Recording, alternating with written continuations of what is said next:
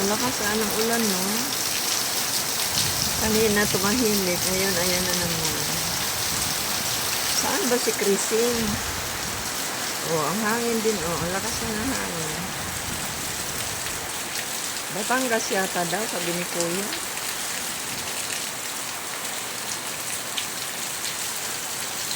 Wala kasi akong TV, eh. Hindi ako nakakapanood ng news.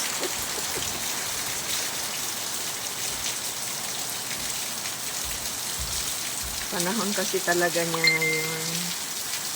Season lang kasi ang ano natin, eh. Weather natin, eh.